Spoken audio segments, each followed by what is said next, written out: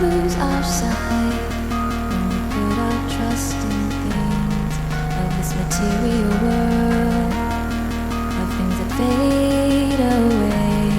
Let me keep coming back, keep coming back, keep coming back, keep coming back, keep coming back, keep coming back, keep coming back.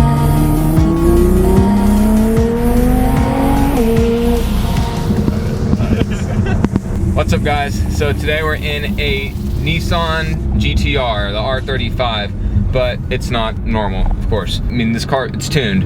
It's the shop's car. So the shop has sponsored a couple of the car culture meets, and just recently they released their Shop 7 Performance Pack. Basically, pretty much, it's full bolt-ons and a flex fuel tune. There's also a bit of transmission tuning done as well.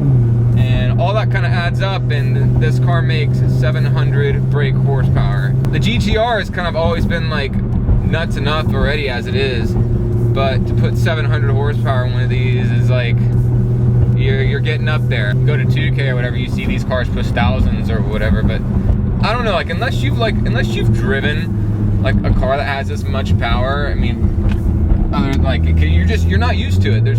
You're just simply not ready for. Oh my god, that's nuts. GTRs, I know they've normally been like the fail-safe to the wannabe race kid, and like they're a car that's like it's fast as hell, but it's kind of like safely fast as hell. Now that this car has 700 horsepower, like it does not feel safe. It's not safe.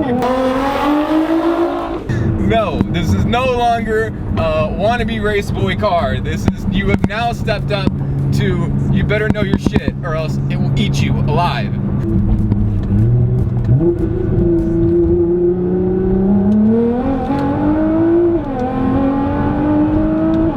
I don't think I've ever driven a car that excels like this. I mean, a while ago I'd driven 767 horsepower STI. Technically, I mean, so that car does have more power than this car, but this car it's faster. The tuning of this, it's just, I know it's faster. It can't compete. Like the way that this car just delivers the power, it's just far beyond. It's so much more superior.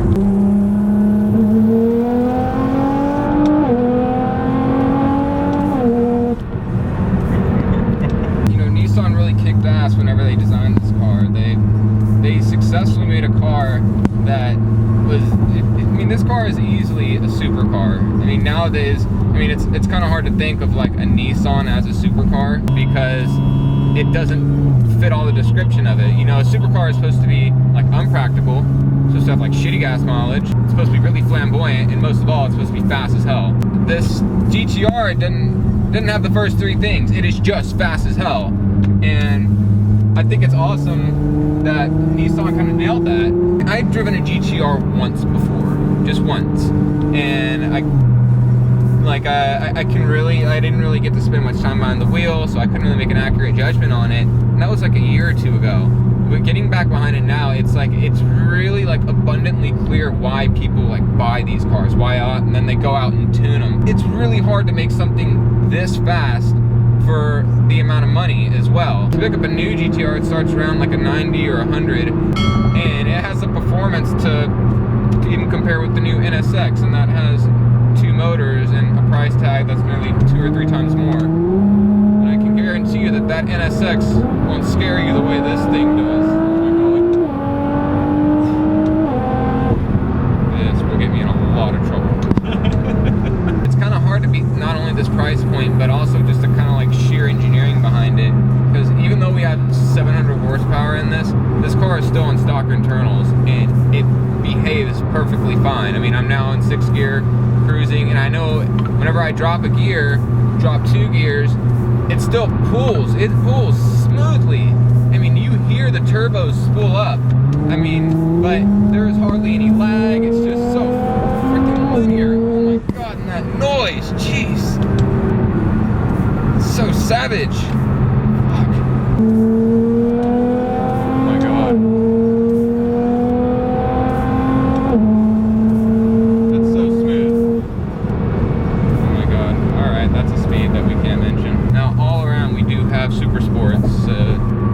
of confidence to kind of take it away. But even when I first got on this thing, we do need a little bit thicker or wider tire on this, just because it is kind of, it's frightening. The car needs it. It's a lot of power. We have 3-piece DPE wheels on it. Look really nice. I really like the way it goes with the car. And we also have some nice accents in the car, courtesy of Underground Graphics.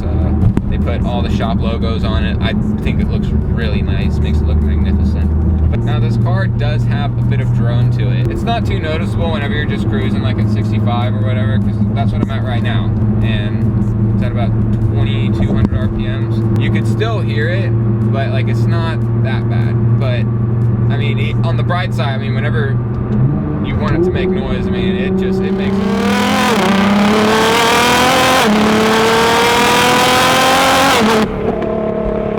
It's a shame because you can't really hear it, like whenever like on a stock exhaust, it's very like muffled.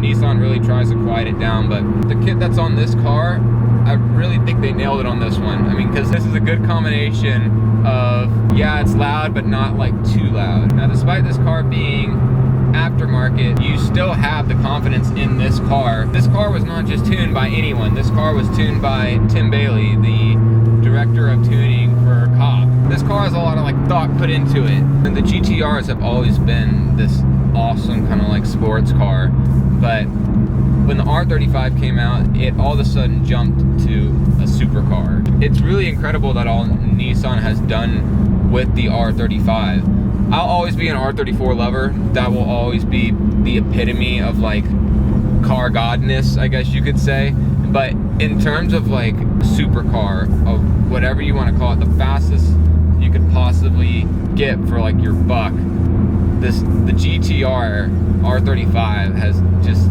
got it all. It's got it all pretty much beat, and it's had it beat for a long time. I think the closest thing that can maybe come to it is maybe like a ZR1 or the new Z06s. It'll always be up there, not just for what it can do stock, but for what it can do aftermarket as well. I mean, you can easily, I mean, the shop proves it. I mean, you go full bolt-on, you slap a flex fuel kit on it, you're making 700 reliably. The package that's on this is called the Shop 7 package. Absolutely great guys, really nice and awesome, and they're really knowledgeable on anything that has to do with GTRs. They don't just mess with R35s. No, they mess with R33s, 32s, anything with an RV engine. They can do just about anything to it. All their information is below. I kid you not. You got a Nissan question, you got a GTR question, they will answer it. Well guys, that's pretty much all I have for y'all today. Again, thank you, David, the shop, let me review this car. All their information is below if you want to just learn more about Nissan, or hey, if you want to do this to your car. I would certainly recommend it. If I had the money, I'd be doing this tomorrow. Like, I've got like a newfound respect for this car. It's nuts. But thank y'all so much for watching. I'll catch you on the next one.